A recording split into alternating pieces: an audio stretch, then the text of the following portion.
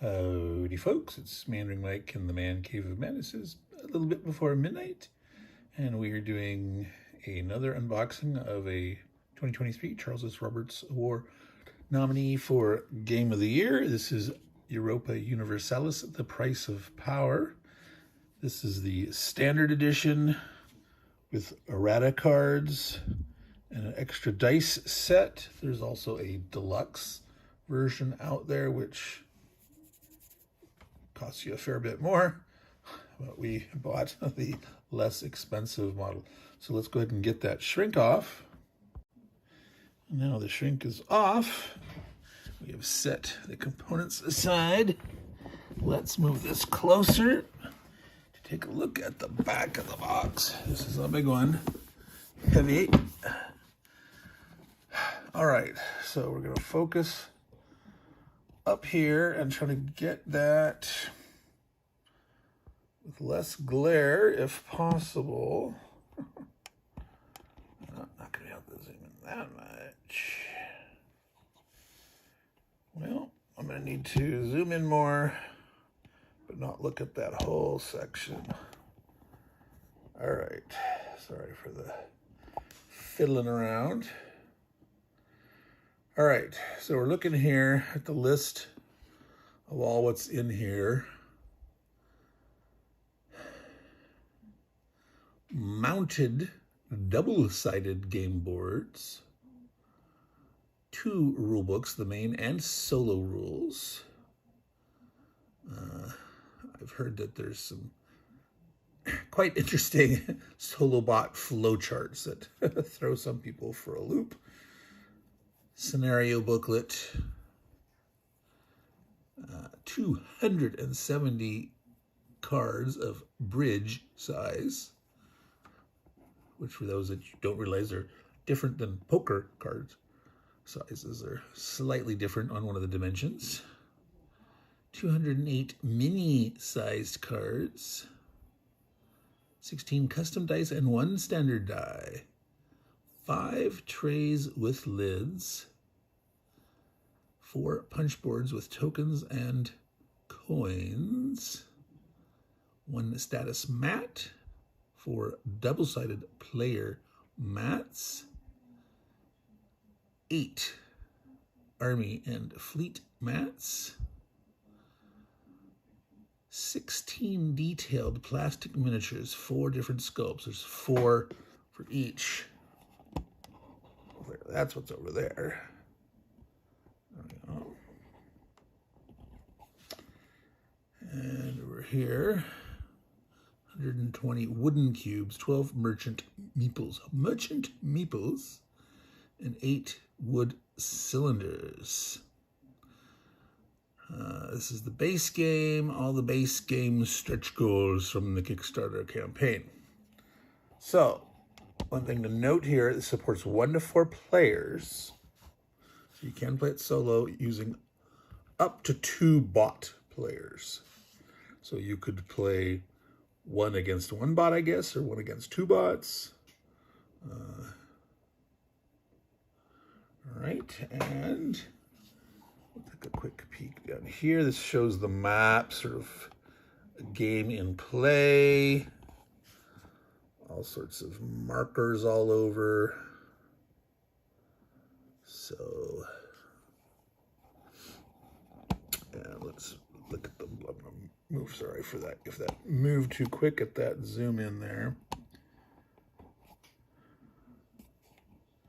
So the thing to note is that it says it captures the essence of the award-winning Europa Universalis PC game. Now, do note that this game started as a board game from Aegir Enterprises, Europa Universalis. Then they created a video game at it, and I believe there's been like 4 different versions of the video game. And now it's coming back to the board game. And I do not know how different the 2 are, the original version of Europa Universalis and the current one. So someday that might be a good thing to do a contrast and compare video on. All right, so zoom back and let's get inside this guy. So here we are looking in the box, tilt it down a little bit. Fair bit of glare on these rules here, but as you see, they sort of quite glossy. We are zoomed out as much as we can zoom. So I'm not going to take a look at the rules quite yet. This is the solo and bot rules. Scenarios. So all totaled, we got quite a bit of rulebook thickness here. This is not for the faint of heart, obviously. Let's see if we can get a quick look at the page count. They don't have it on the back. So 47, so 48 pages on this one, including the covers. 16. This probably feels in between. This is probably 24-ish. Indeed, 24. That's a lot of rules. All right. Now, here is dice. And as you saw before, I had an extra set of dice, which I purchased. It was at like on sale, like half off for the dice. So I figured, heck, big game like this, let's have some extra dice.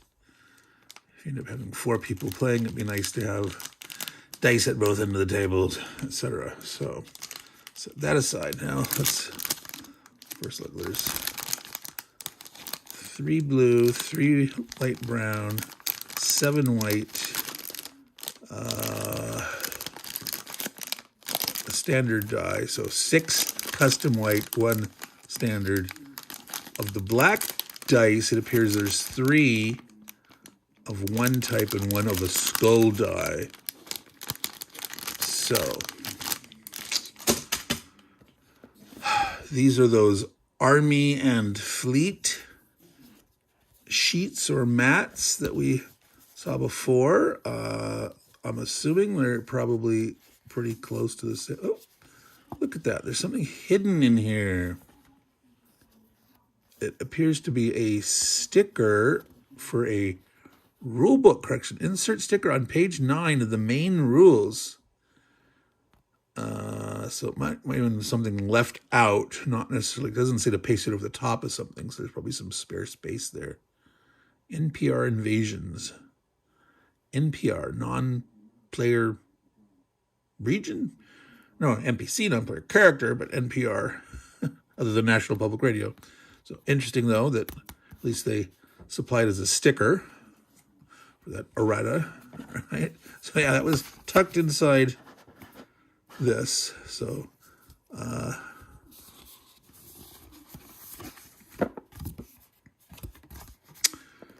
right, so that's why there are 8. For 4 players, there's 2 per player. You can have 3 armies and 1 fleet. And then there's a spot here to put a card. Who is your general for each army, or who is the admiral for the fleet? So it's interesting that they, instead of having, say, that size mat, that they broke it down into 2. So I guess the player can position them as they prefer. Makes it a little more flexible for you to decide how you're going to manage your physical space on your table. All right, let's set this way. Okay, more of these. All right, I'm going to go ahead and just remove this completely. Well, it wants to fight me. There we go. The trick is, for most of these plastic, or this is like semi-plastic, it's plastic-sized paper.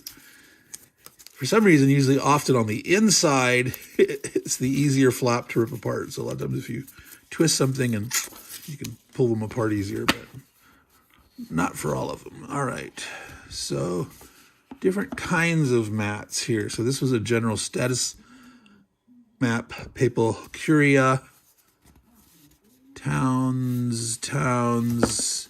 These are color-coded, the outside yellow, white, red, dark blue. So I'm assuming these are identical for 4 different players. And this is Imperial Thread. This is like the Holy Roman Empire mat. All right, this is not the playboard, but okay, this is a sideboard. I remember seeing on them on the back of the map, they had this off to the left. So you have the Far East, which they've labeled on Australia. Normally one thinks of the Far East being labeled here. So that's a strange centricity to the label of Far East in my mind. India and Arabia, the label being over here, where India and Arabia, yes, but just in a strange place to put the label. Africa, North America, South America. All right. And interesting that they say singular America, not like Americas, the Americas. You can't see that. The glare is bad. It says 1444 setup. All right, and this is a prestige track. It says prestige there. All right, so I'm going to go this way and there, try to get so you can look at it, and I'm going to slide that along slowly so you can get a better look at. Some of you said, Meandering Mike, I don't want to read it sideways, but given the fact that this is so long and tall, I can't really, this matches the camera orientation more. All right, so it's interesting, there's like 3 positions. Are you limited to 3 fleets per series? Well, this one only shows 2, so I don't know. 3 here, 3.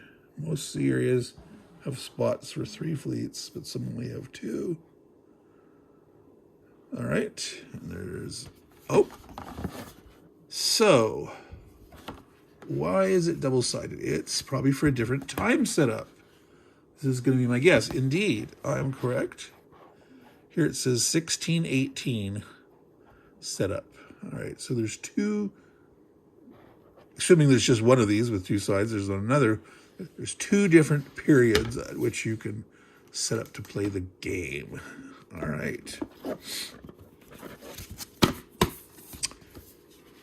Price apart. These should be your standard player aid cards.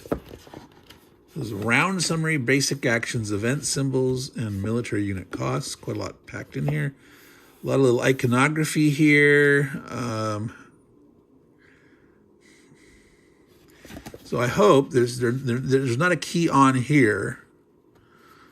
So they're using them to, like word adjust imperial bleh to match bleh. So casus belli, the cause of war. I'm not sure if that's plural, causes of war. Casus belli. I do not know Latin. I am familiar, of course, with some terms, but battle sequence. Receiving a CTA. Again, there's no definition of the acronyms on the card, which makes this less useful. To use this player aid card, you have to have a certain memorized knowledge of the iconography.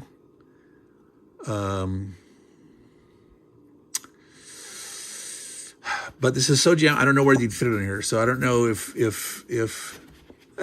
need another little card on the side that has the key to all this. Oh my God, it's just so much iconography. It's definitely going to make this less useful as a reference. I mean, a reference to the order of things, like what comes before what's next, that'll help.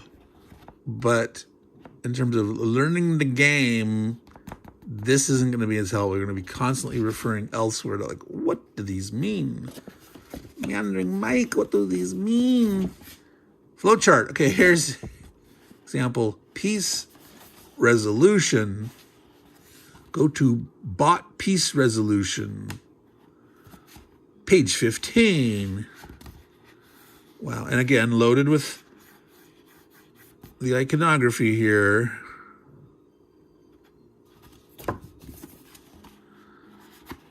Go to land, battle, naval battle, sea bot rules, page 16. Oh, at least they have a slight key here. Action, questions, yes, no, move on.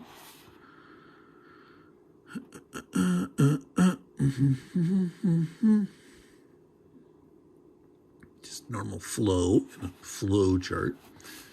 Wow, and then a little tiny footnotes here.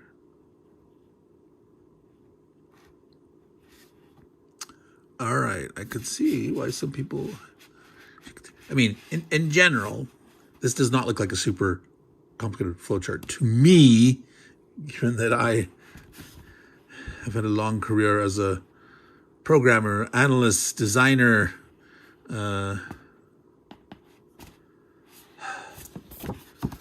So, yes, I've had to create these before, not for games.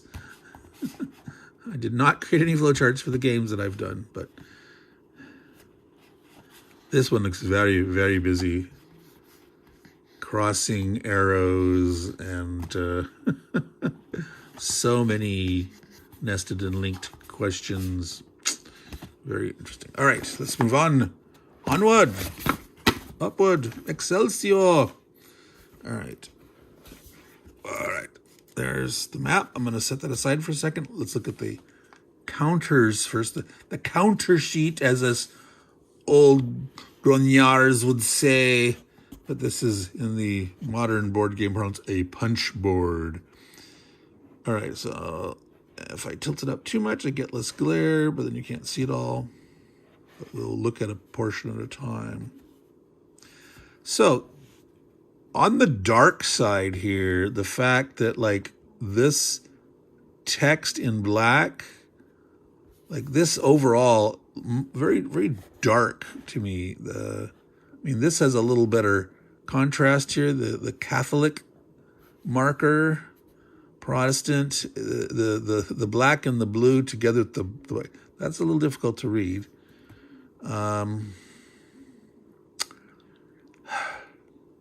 But you'll get used to this Catholic cross and this Protestant cross.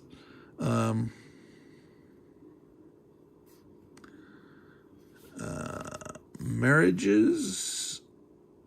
This one has a statement on this side. Cabinet. A cabinet marriage. Alliance. Ruler general. Vassal. Claims to, whether that's a specific claim to a throne, claim to a territory, war. Now these, some people are going to complain. I just know that they've cut off the bottom of the flame here, and it's fine. You can see the intent. You've got flame, you've got war in there. But someone's like, oh my God, it's off. You killed it. And it's like, well, no, they designed it with this bleed on purpose. But there will be those people that will complain. No, I want to send it back on replacement. They're all like that. It's designed to cut off. All right. Now, they should be pretty much, no, they're not. Let's see, what is, well, no, those are coins. Those are the same. Interesting that these don't have a denomination on them. So you're going to have to remember what those represent. Okay, so I don't know if there's like a peasant revolt. This is supposed to represent, those are on the back of the vassals. So this would be a vassal in revolt. You don't currently control that client state, that vassal state truce on this sort of the war.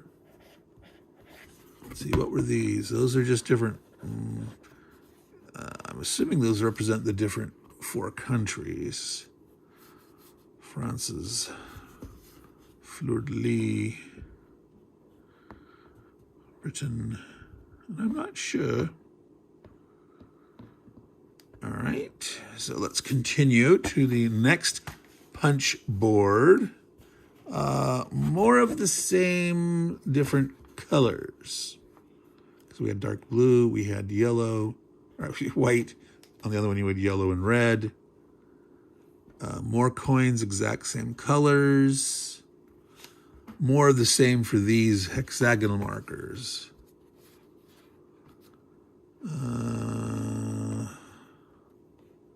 Except, what are these? Occupied, flaming, burning, occupied. Those we didn't have on the other ones. So that's interesting.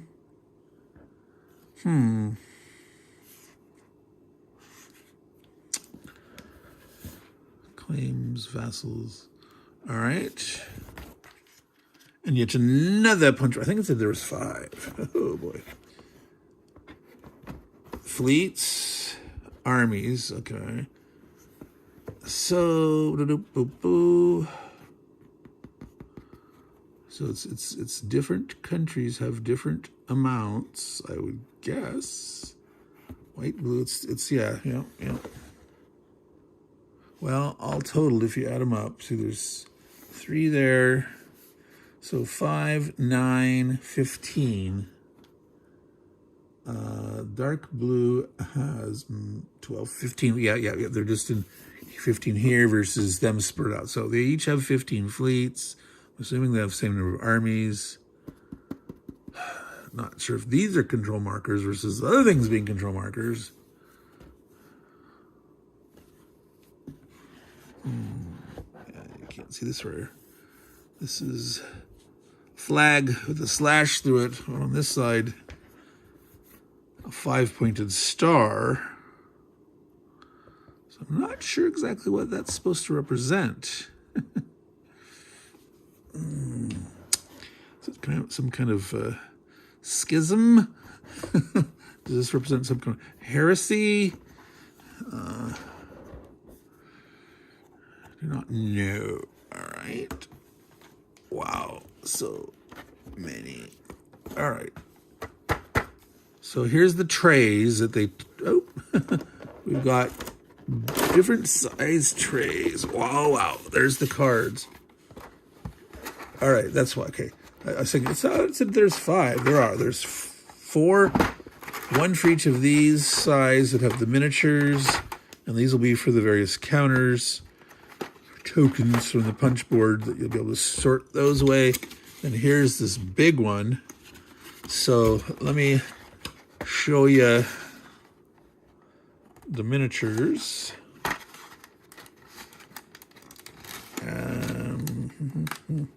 Let me get this open.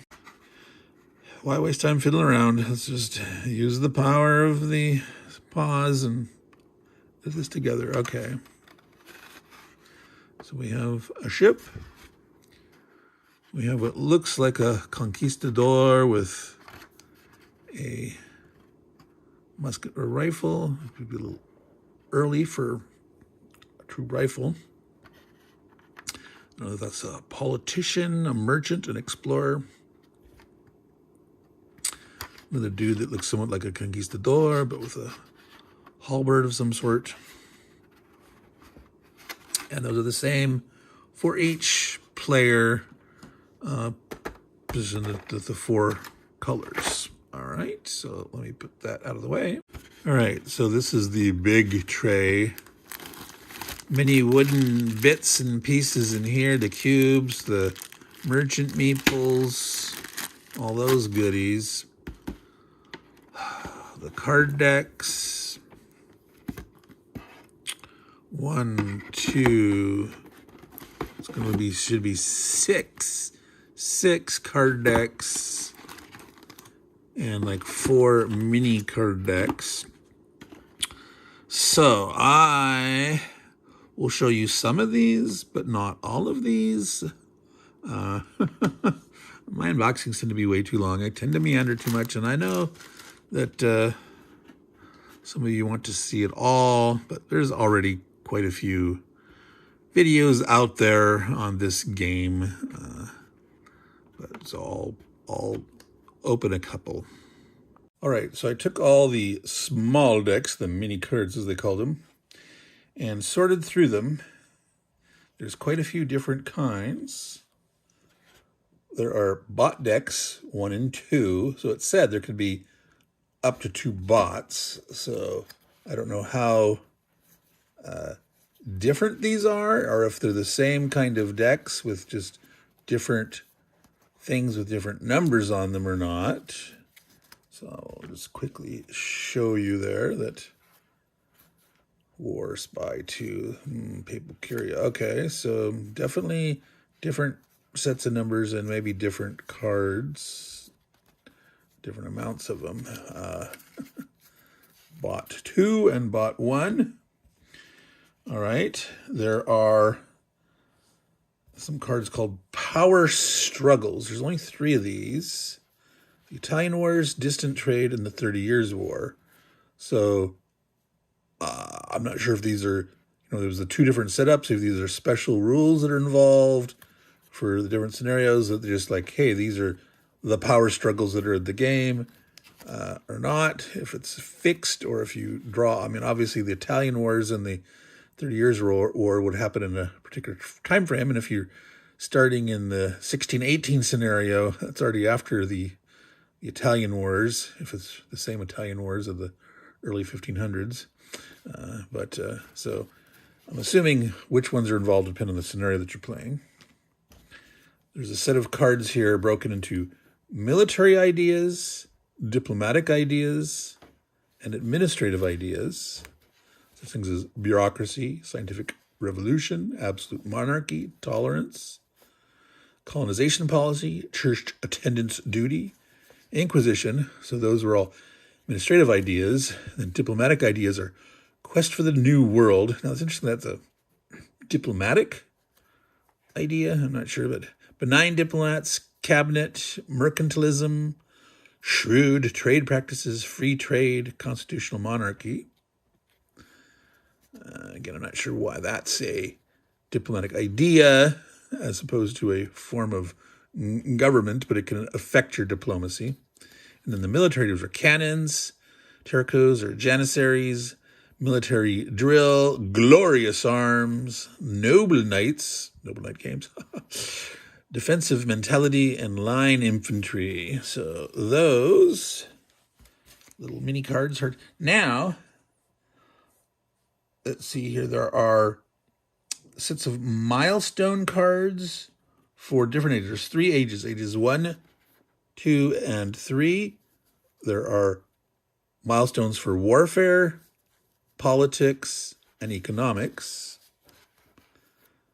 They have different numbers here on the side, so not sure what those all mean. But it's like a goal, have 8 or more, blah. So again, you're going to have to know that iconography. What does this mean? Meandering Mike, I don't know what it means. Well, neither do I. So you got to learn it. And it's really a shame. There's so much room in this card. Why not say what the thing is? So I don't know. Full cabinet. Discover new continents. Expand nation. Now, so these milestones are like goals. Now, there's a bunch of other cards called missions that I'm looking at. So these are like bigger picture sets of missions that you do to accomplish certain things, and these are like larger, bigger picture goals or milestones. Dynastic ties, victorious in battle, build to force limit, have 9+, blah. That looks like maybe a little soldier with a star with all blah deployed. So this must be military dudes, armies. Conquering Milan. Siege 2+ provinces on the same turn. Crusader King. Have your ruler as general in a battle versus a realm of another faith than your state religion. Again, don't know what these numbers are here. Those are milestones. And there are 3 different ages, as I mentioned. 1, 2, and 3. So what's involved and how many you need, how many points it's worth or not, or costs. I don't know which is which. You know, something, a victory point award, a monetary award, is it a cost or an award, etc. Do not know.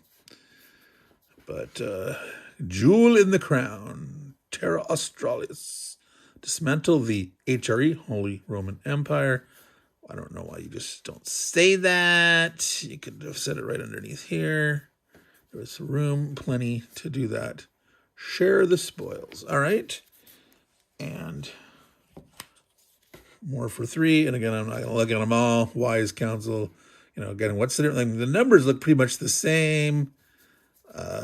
Just referring to things that happened in general in that kind of age.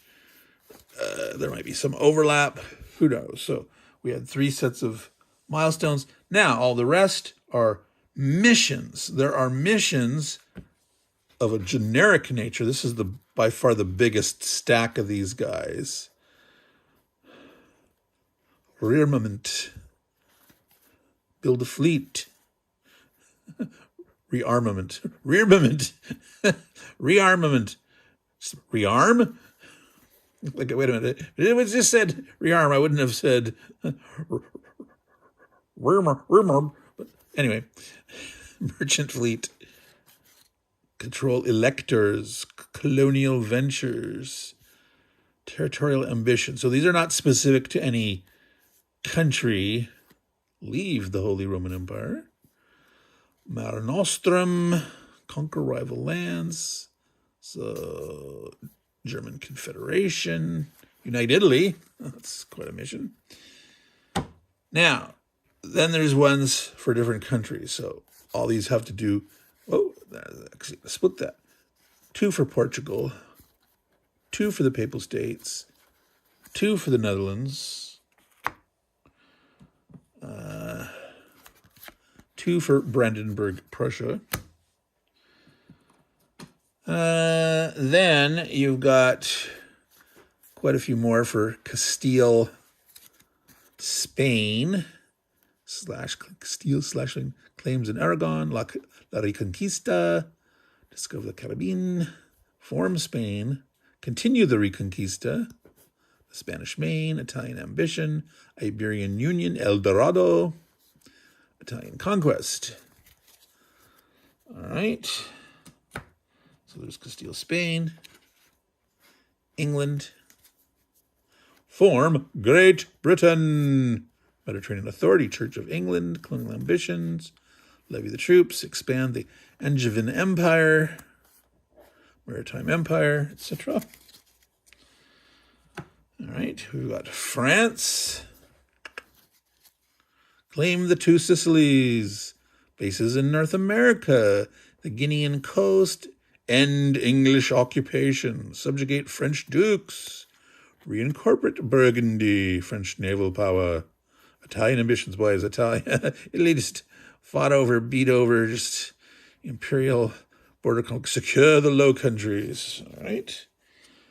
And then the last one is Austria, all right? King Albert's legacy, Iron Crown of Italy, Burgundian inheritance, the Holy League, fate of Hungary, Adriatic ports, restore religious unity, defend the empire, decline of Hungary, and secure electors.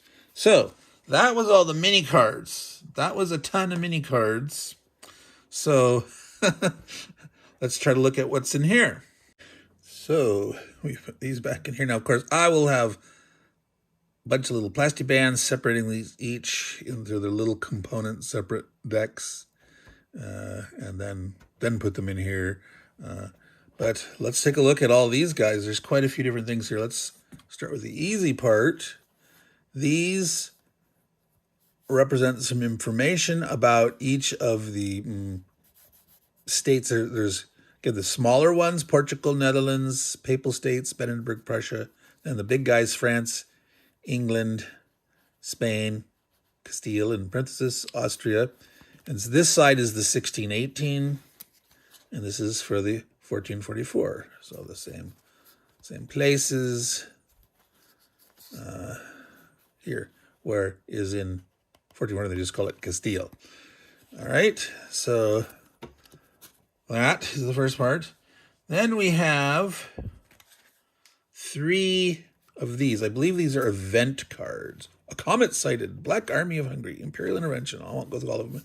Disputed Succession, Renaissance, the Neapolitan Secession, Hungarian Throne, Iberian Wedding, etc., etc. The Lollard Heresy. So you get to learn some interesting history here, different events, different people doing things. Casa da India, land reclamation, Dutch Renaissance, nepotism of the Borgias, fate of Newmark, etc. So this is by age. There was through the 3 different ages. 1, 2, 3. You get to spot a comet in every age, I guess. Council of Trent, plague, religious turmoil, revolt in the Low Countries, smallpox epidemic, Ottoman invasion, the Shadow Kingdom, Italian Wars 2. All right, active supremacy, conflict in the Indian Ocean, League of Cognac, secularization of Prussia, etc. All right, and the third age. So besides, there's slightly different colors on the back and the Roman numeral for the age. Yeah, you get a comment in every age. Global trade, privateers, decadent government, volatile cost fluctuations. Oh, goodness. Royal Letter of Bohemia, treacherous general, Ottoman invasion. Yeah, Ottomans invaded a lot. All right, decline of the Habsburgs, glorious revolution, Brazilian gold rush, dream of Italian autonomy, ooh, sovereign rule in Prussia, Edict of Potsdam. So those were event cards. Then there are what I believe are action cards, and they're broken into multiple decks. So obviously the Dove of Peace, this would be diplomacy. Counter-espionage, so typical kind of like, do you play it for this aspect, that aspect, whether that's a cost or like ops points, different card-driven games work in different ways. Again, you have to learn your iconography. So the number of counter-espionage, naval tradition, new alliance. Let's make sure you can get that the best you can see it. Royal marriage card, spy network, study technology. It's interesting. That's not a military history card, so it's not necessarily military technology. There could be other things that benefit your economy and whatnot. Subjugate. All right, so that was the diplomatic deck. And then, of course, here we got the cross, swords, sabers, cutlass, whatever you want to call it, depending on the period and who's making the blade at what time. So military actions, forced march, inspired leadership, logistics master, military reform, mercenaries, military traditions, naval maneuver, one step ahead, siege assault, tactical retreat. So that's military action cards. And this is economy or trade. It's a crate, a barrel, and a bag. Crate and barrel. So this either represents your economy or trade. China cloth. Okay, this looks like trade. These are items that you trade. So these aren't actions. So I would call this a trade deck, not a economy action deck. Yep. They're all trade goods, naval supplies, silk, spices, sugar, tea. Tea has an asterisk. Chinaware has a little cross notation there for footnote. So that's interesting. Silk has one. So, of course, it doesn't explain what those mean here. You're going to have to know that. What's special about those? Okay, and the last deck here. So that writing. So it's either law or, well, there was that administrative ideas. So this probably has something to do with administration, the general running of your country. Revolutionary ideas, central authority, development, exceptional year. Yeah, I would call this the admin deck. Commercial growth, harbor refugees, things you got to deal with, increased stability, man of the church. Okay, so that was all those cards. Let me get those back in here. And again, I'll use plastic bands on each subdeck and rearrange them. I put all the event cards in here. That's kind of high, and then all the action decks along with the trade deck. No, wait, was this the trade deck? Yeah, there's the trade deck, and that. So they didn't distribute evenly, but once I've got them with their separate plastic bins on, I'll divvy them out, whoever. So very nice trays here for this. Yeah, see how it's already moving around. Definitely, that's why I have the plastic. I have the plastic bands in there. All right. So what we haven't looked at is the rules or the map. So obviously we have got to get to the map, folks. Right. So this is big, and that's glary that way. I'm going to remove this and open her up. So here it is laid out. We've got a little bit of glare still, but not too bad. I tried to minimize that. This is double-sided. And yes, you guessed it. 1444. And the other side is 1618. All right. So I believe there's an expansion bill. I think they have Eastern Europe available as an expansion board. At least I thought I saw that somewhere or heard about that. But this is Western Europe, two-sided. All right.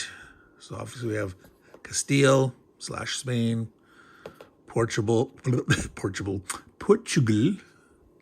England, France, Austria. I believe that's well. Let's see. What does Austria control when? There's these dotted line here. So this looks like at this time part of Austria, and part of Italy that's not controlled.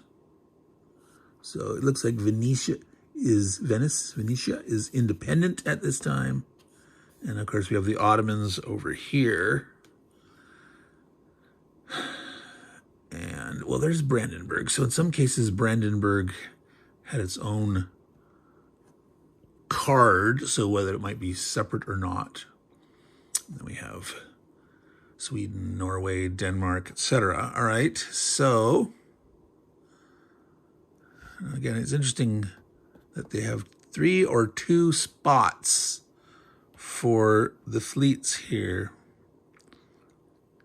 And I'm curious to why there's that limit. It may not be a hard limit. There may be something else about that, the number of those. You know, maybe it's like you only need that number of fleets to consider to control the area or something, because it's not important. While like contesting the channel, Bay of Biscay, whatnot. You might need 3. So it could be a limit on the number of fleets or like the number required to control. I don't know. We'll find that out at some point, probably not in this video. So that is this side of the map. Let's flip her over and see if we can spot differences. The big problem here, because it's double-sided, this doesn't fold in. I'm risking here, I'm hoping I'm not putting too much weight on this, that this could break. So I'm having trouble getting this glare off because I can't fold it the way the other one was. All right. So the colorization here is a little different. The lines that are drawn here, that's still separate. Brandenburg's still apart. So there may be differences in these little control icons here. I can't tell. Without flipping back and forth to try to see what's different. I'm gonna pull this up so you can see part of this better. Try not to be too herky-jerky with the movement, but it's kind of hard. All right. So I really do not know. Yeah, that's unfortunate.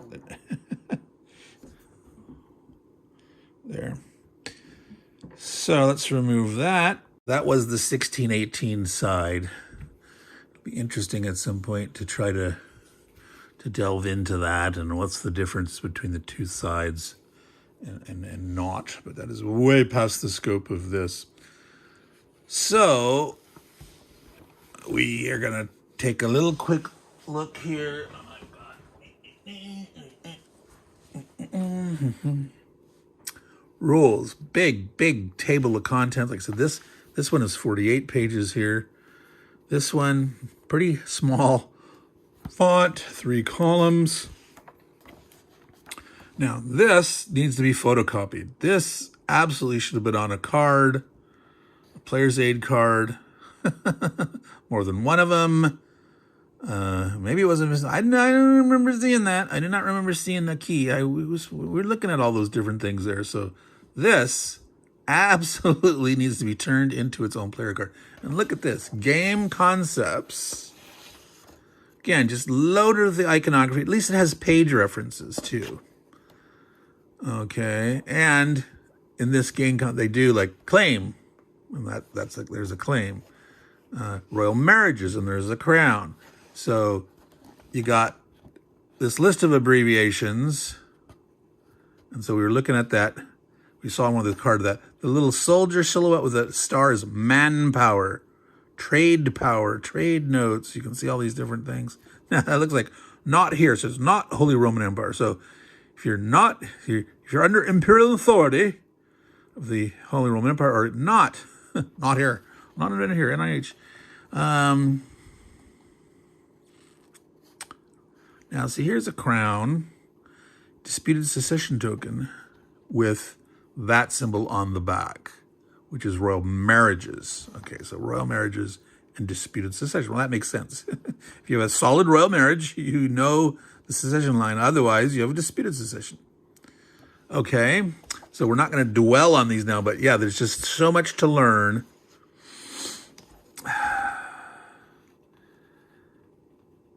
Yeah, see, it would be nice to have, make a player aid of this and this, but it's nice to have them on both sides, but they don't fit.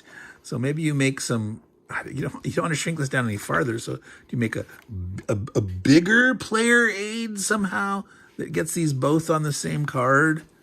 Oh, it keeps going. Important terms, including iconography. This is the continuation of all these concepts. Oh my goodness. Now, well, this is more, no, this is a map key. Okay, so it looked like it was a continuation because they didn't have a thing here, but it's here. So all the way across this to the map board.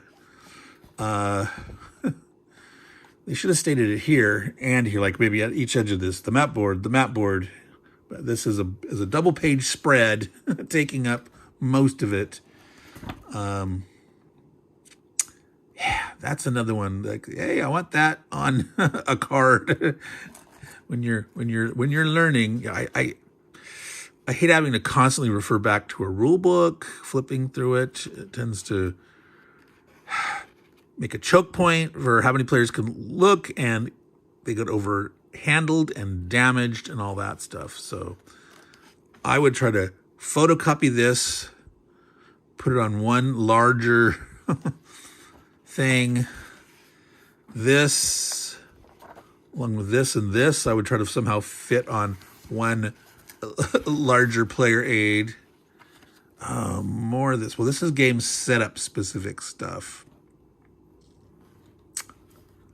Wow, this is going to be quite an endeavor to get this to the table. Sequence of play, basic actions. There's another one. Was that anywhere? Is this on the map itself? Was that on this? This I think was on one of those other player aid cards, I think, but of course I could be wrong.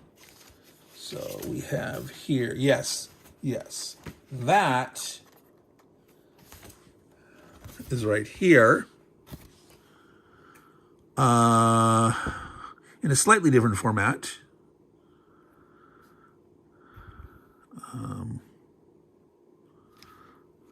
Unit cost, bonus rounds, event symbols.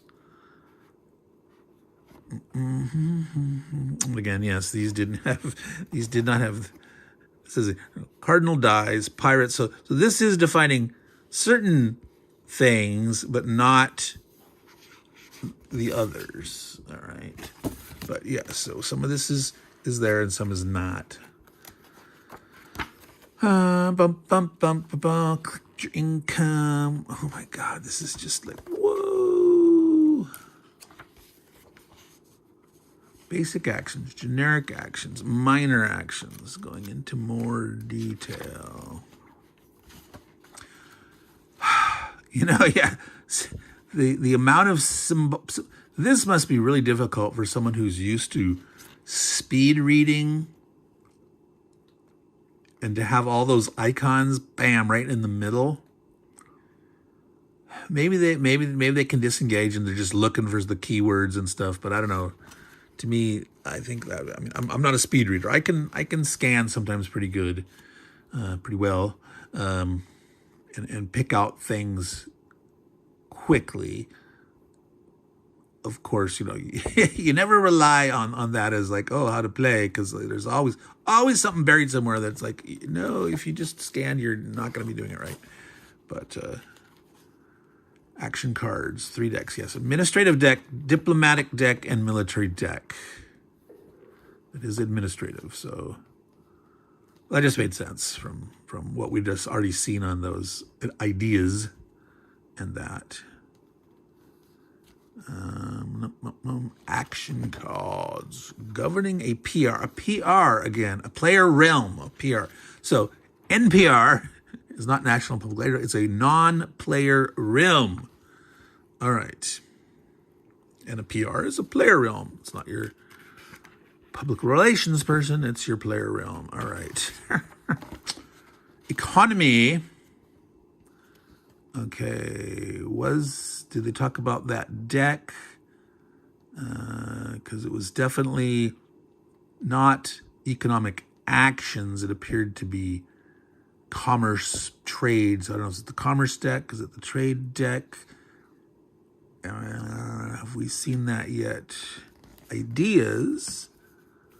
No, it hasn't referred to it here. I'm surprised. Under your economy section, those cards are not getting. It's not the economy action deck. Warfare or capacities, manpower. There's that symbol again. The little like a meeple type warrior with a star. Manpower. All right, military units, regular units, mercenaries, NPR units, non-player realm. Do you want to use NPR all the time? I don't like over acronymization. Battle sequence. Of course, the rules are already long as they are, and if you don't, but sometimes it just. To me, in a given section, spell it out first. So, like in the title of a section, I want it to say non-player realm units, and then if you refer to it again, within this section, then you say NPR ally, whatever. But you've defined at least once each area section of the rule, etc. So there are rule books where you don't read it always linear through, you bop around. If you're not familiar with the Meandering Mike style reading, I usually read front to back, back to front, back to the middle, back forth, till I get to the middle. And then I start over again. I usually read forward until I'm stuck or I get sleepy. And then I come back and I start reading from the end of something. And I just alternate. And it actually helps me a lot, because sometimes you get lost in certain details, or from high level picture, low level picture, and going to the end of a rule book sometimes help me disengage from what I had previously, but you also get references to things, and then going back and forth that way. I mean, I cannot recommend it as a preferred way to do it, but if you get stuck sometimes, try that. Try saying, I'm reading the rule book forward, stop, take a break, then start reading it backward a section at a time. And then when you go that way, you get so confused after a little while, like, I'm not, and you go back to where you were until you get to the middle, and then start from the front again. And I'll bet you that you'll have a much better appreciation. And now as you go through, it's like, this stuff is all making sense. But again, diplomatic relations. We still haven't seen that commerce or trade deck thing referred to. We have that economies, trade cards. Okay. Trade nodes, trade cards, anatomy of a trade card. So those are trade cards. But they're not referring to that as a trade deck. At least not here. Not that I see. You took out trade nodes, trade cards. But if you have a quote-unquote deck of a kind of card, it is that kind of deck. So sure, we'll call it a trade deck. Rebel dice, rebels, unrest, NPR invasions. Again, non-player realm invasions, and then say NPR, afterwards. That is sort of nitpicking. I will give that's a bit of nitpicking. That is a preference, and it's also a standard in many forms of presentation and writing to don't hit people in the face with your acronyms without explaining what they are, and don't rely on that. I did it once. Because again, many items are not read front to back linear. They're often referred to. And so be kind and explain your acronyms pretty much in every section. Events, religion and faith, Catholicism, Protestantism, Orthodoxy, Islam, diverse faiths. Interesting. Diverse faiths, because none of the other faiths dominate in that area. Diverse faiths cannot be adopted as a state religion. But areas with diverse faiths are always considered to be in a state of religious dissent for all player realms. PRs, player realms. Yeah. Wuggy. Anatomy of an event card. Events. Ooh, event guidelines. That's a lot of guidelines. Unpicked events. Secondary effects. Wow. DNPR. So not only do you have a PR, an NPR, we have a DNPR. So what is a DNPR? You're not defining that here. So I'd have to go back somewhere and try to find what a DNPR is.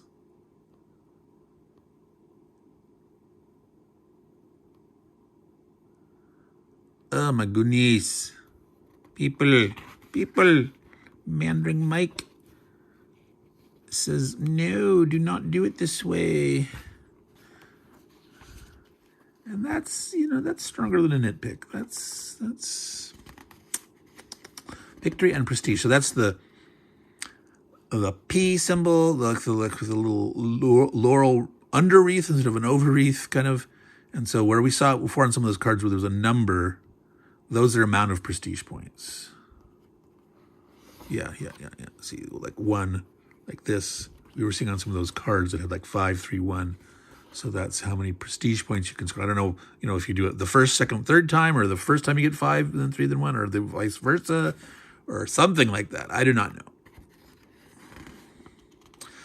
The Holy Roll number. So here at least they say the Holy Roll, but they don't just say HRE. Now it's fine. You've said it here. So within the context of Rule 18, you can keep using HRE, but somewhere else, if then you use it again in another section, you should define your acronym again. All right, HRE lens. See, that's within 18, section 18. So I'm okay with that. I'm okay with that. You're still within 18. You haven't gone on to another section. You're on another page, but I'm going to let you have that one. All right, 2-player game, 2 players plus bots, no bots variant, PR elimination, player realm elimination, PR elimination.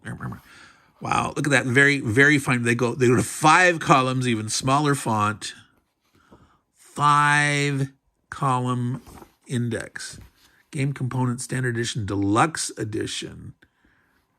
So, okay.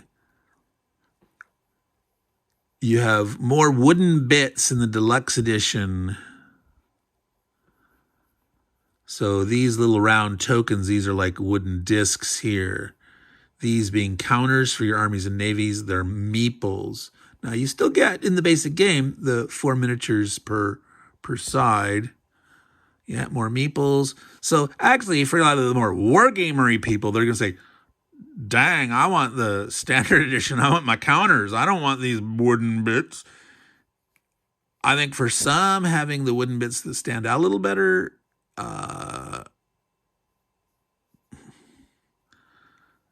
So it is sort of, it depends on how dense, if there's stacking and all that of units that, meeples or miniatures can get in the way, and counters are better. But yes, if you are the person who does not like wooden bits, get the standard edition, and then you will be happier. And not only will you save money, but you will have your preferred method of representation on the board. All right, so this is getting to be a really long one. Let's take a quick look at solo and bot rules and scenarios and call it quits. This is a big game. This deserves a big unboxing. Again, my unboxings, Meandering Mike style. In Meandering style is more of an exploration. Sometimes I meander way off into deep rabbit holes, but what I need to do, I need to go back to many of these and index them in my videos so you can have timestamps to go into different sections. Sometimes it does that automatically, and I don't know. Sometimes it does, sometimes it doesn't. I'm not sure exactly, but I should, go back and for certain ones, do that more. But it's a lot of effort. But bot basics, bot cards, bot setup, bot mat, sequence of play. So in relation to operating the bots during the course of your normal sequence of play, oh my God, more iconography, more page references. As described for NPR Emperors on page 45 of the main rules. If a bot is a papal controller, it gains 1, what is that, an owl? Is that a wisdom? What is that? If it has uncontested control of Curia, it also scores prestige equal to the number. So I'm starting to learn the icons.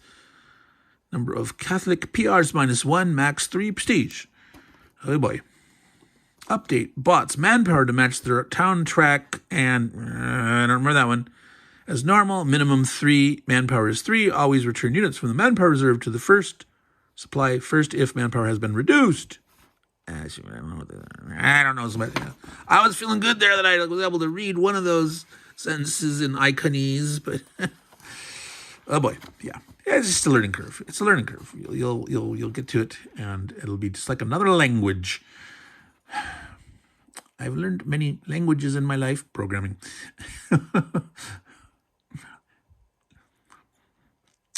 Thing is, I can read Russian. I know Cyrillic.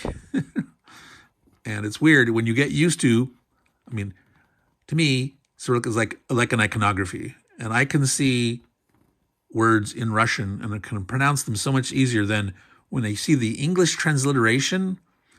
And it's like, bad choice of letter. Like no, if I actually see the Cyrillic I know exactly how to pronounce it, except the accent. You know, if you don't mark the accent, I don't know the accent. That's something you learn. And so sometimes your pronunciation can be off accent-wise. But I look on some of these maps and the translator says like, oh, look, but just show me this. Like, now I know how to pronounce that town. Rebel Dice Bots channels. Let's continue. And there's the flowcharts in there. So they included it in the rule book besides on the card.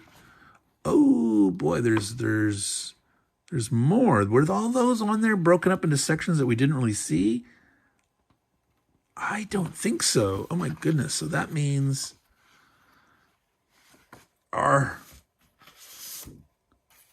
here's the big peace one. And here's land battle, naval, go to land battle. So these are all, oh my goodness. So they don't have cards or was there another card that was different that I missed? This doesn't fold out. No, there was just one because there was these 4, the same, these, and then there was this.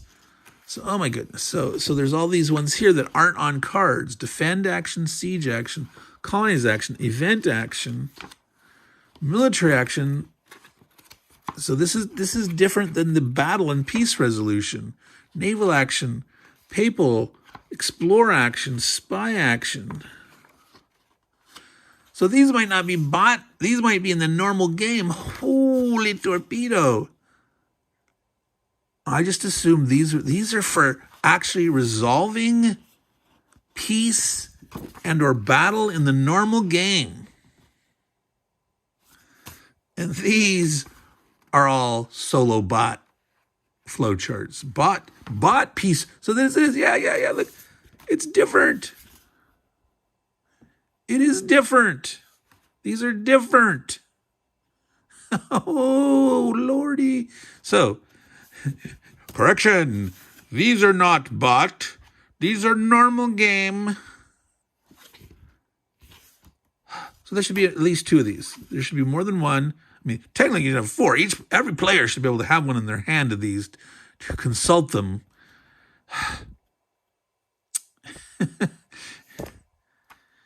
And, wow, all right. A lot of room for making a lot of charts. You know, I don't know if the deluxe edition has all these printed out also on cards and such. Wow. All right, I'll have to, I've said this for other games. In general, I don't like bots. I normally play multiplayer games. When I play them solo, I play each side myself. I give each side a personality. And so that gets around, you know, sometimes there's still hidden movement issues, but it's like, well, given what I know, if I know something, maybe I should, but I'm going to base it off the personality I have set for that side. And, you know, sometimes I'll expand out. Like I want hard and fast. Like they must do this in every case. Sometimes like, well, even with this personality, sometimes the dictates of the situation, they're going to act not exactly according to character because it's just the expedience or the dire need to do something different. People sometimes break out of their mode when confronted with certain, you know, dire conditions. But on average, they will operate according to their personality. But it'll be interesting to look at these and understand these and maybe glean some insight how to play yourself. But in the most case, I would probably not play a complete game using these bot flowcharts. Yeah. So that's like wow. Okay, so I had seen a number of people commenting about just being, you know, a wow reaction to the flowcharts and actually sort of having like giggle moments, like shaking their head. Oh my God, I can't believe this. So I can see why this is like holy tamale. All right, folks, scenarios. So Is there more than the two? There's the 2 periods. Is there scenarios within that? It'd be nice if there was a smaller subset. Constructing your own scenario. All right, so this is good. Solo play scenarios. Now I just think this is not scenario 1. This is scenarios 1. Is there going to, are they anticipating expansions? Or here's a set of scenarios we've created. This is scenarios 2. Does the deluxe edition come with more scenarios? S100. Introductory scenario, 3 players. It goes from 1444 through 1489. First half of age 1. Wow. So age 1. So remember, there's 3 ages. I didn't see anywhere where it defined the exact borders. So it's telling you the event deck to use, age 1, and it lists the cards. So you pull some out. You use this event deck. Following actions are not in use. No explore, no colonize, no change state religion, nor research ideas. Okay, so a subset. So this sounds very good. Still 3 players. I would like to see a solo, very simple introductory scenario first. So even if you're normally into only multiplayer play, for a lot of people, a solo learning scenario, that's fine. That's cool. Okay, scenario S101, Discovery and Reformation, 4 players. That goes from 1444 to 1617. So ages 1 and 2.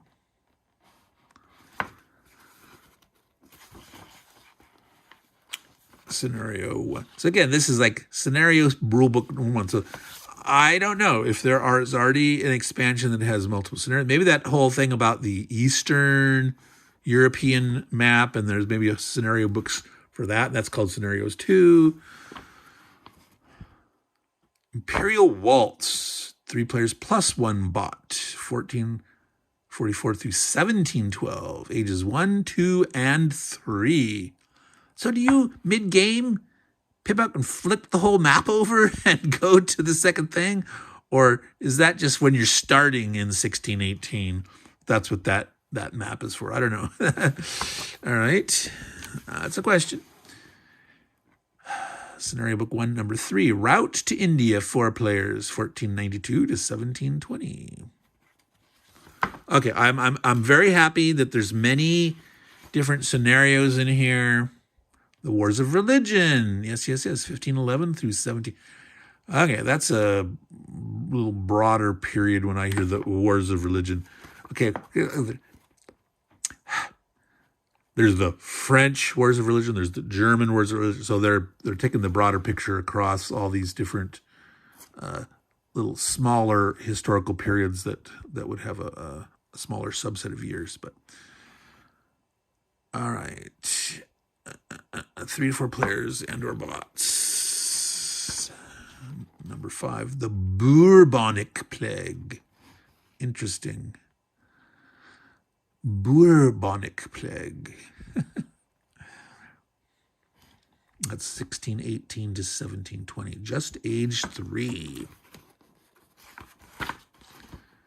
The Ambitious Margrave, a solo scenario. Ages 1, 2, and 3, 1444 to 1720.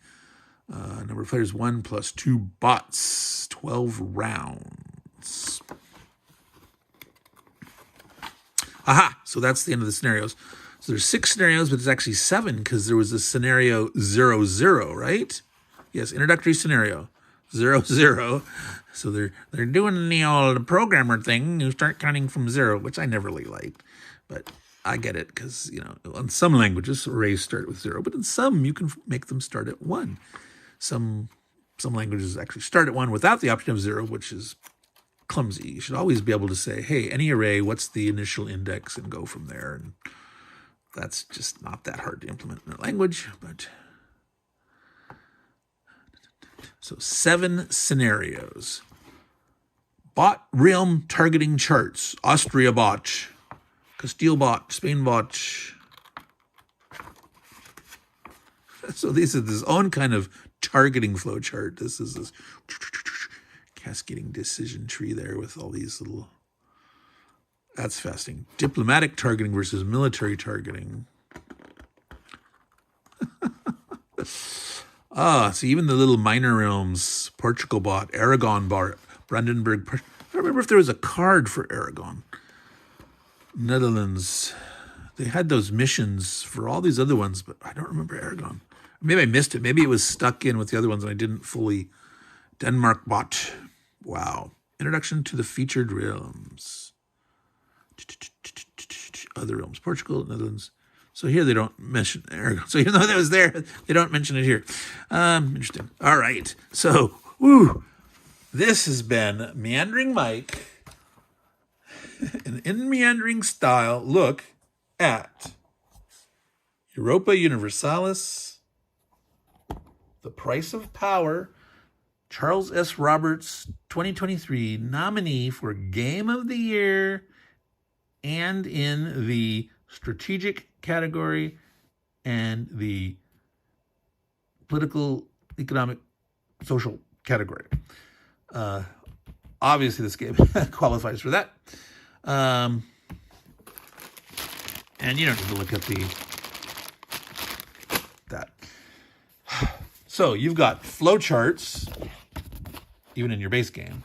You got a whole booklet of solo flowcharts. You've got 7 scenarios, 2 of which were solitaire, and for various number of player counts, including or not including bots.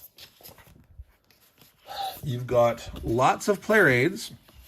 However, it does appear that some key charts and things are missing that you may want to create your own.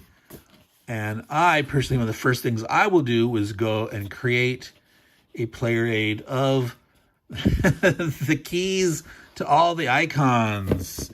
Yes, have that available for constant reference. Realms of the distant continents, alphabetically listed by capital area. Okay, so interesting. So that side map that had the distant realms, you've got things that you need to refer to here. Realms on the Western Europe map. Okay, see, yeah, Western Europe map. East of the Holy Roman Empire. I know you didn't seem like you had enough room, but you did. You could have made it that thicker and spelled it out. All right. Yeah, you could have put that over here. This could have been here, and you could have easily had enough room to spell it Holy Roman Empire. One of my little pet peeves. Anyway.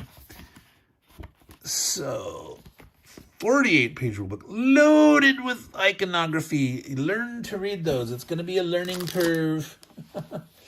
Going to be a learning curve. Oh, yes, and I forgot we had these various status maps, visors, rulers, monarch, power. So these 3, the administrative, the diplomatic, and the military had event decks, and then there was the trade cards. They didn't seem to want to call it a trade deck, but... Or maybe it's somewhere in there that I missed that they called it a trade deck. This is the Holy Roman Empire here. This is their, control panel. Yeah, tons of stuff. Okay, a lot in here. So I think I bought this for around $100, 99, 95 kind of thing. Noble Knight Games. I think I've seen it for more expensive, but sometimes you wait at the right time. And if it's not a scarce item, Noble Knight game can have some really good bargains. But if it's a scarce collector's item, watch out. You'll pay through the nose if you really want it. Any title that starts building up want list entries. If there's a lot of people on the want list, if they don't have any, 8 or 9 times out of 10, bam, it's going to come out at a price that's high. And if it sells quickly, boom, the next time they'll just keep jacking it up.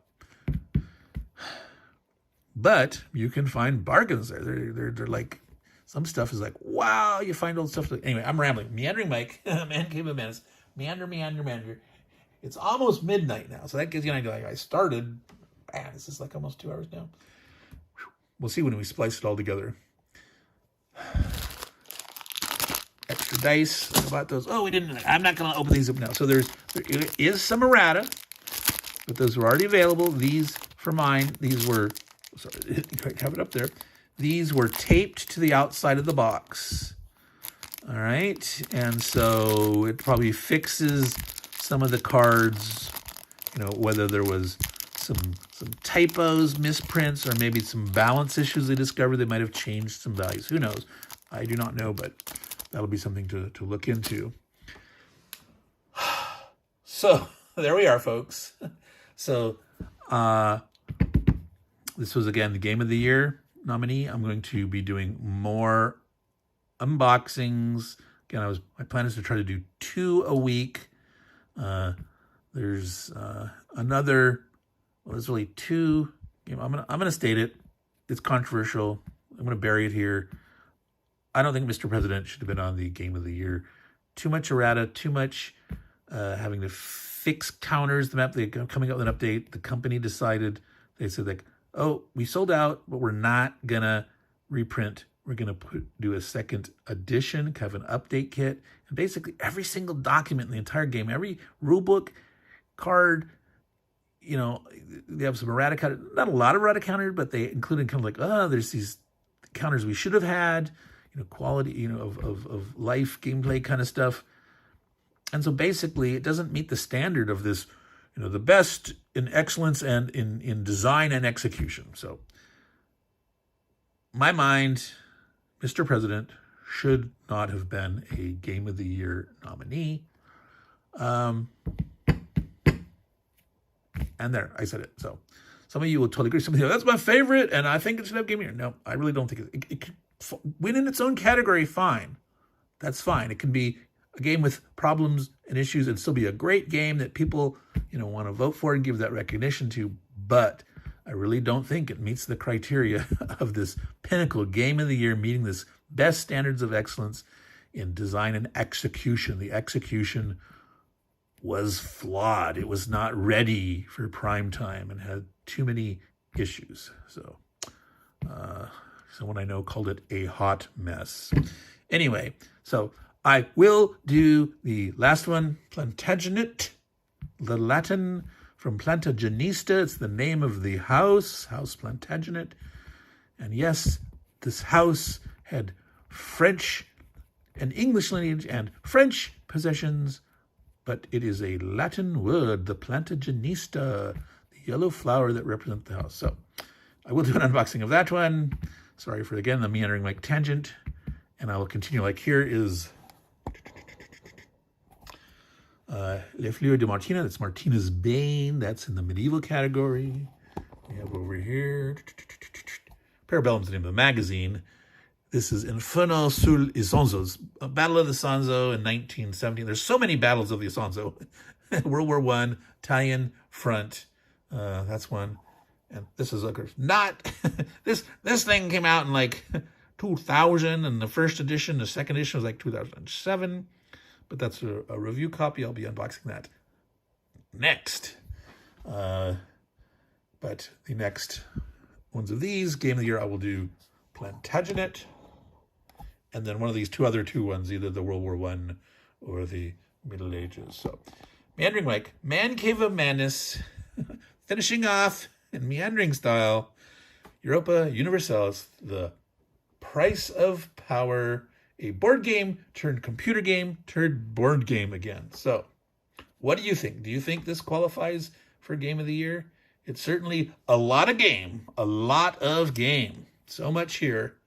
So if you can delve through and figure out all the iconography, all the decks, all the interaction, this might be the game for you. So all you good folks out there, I want you to take care, and of course take care of your games, because they will take care of you. And ciao.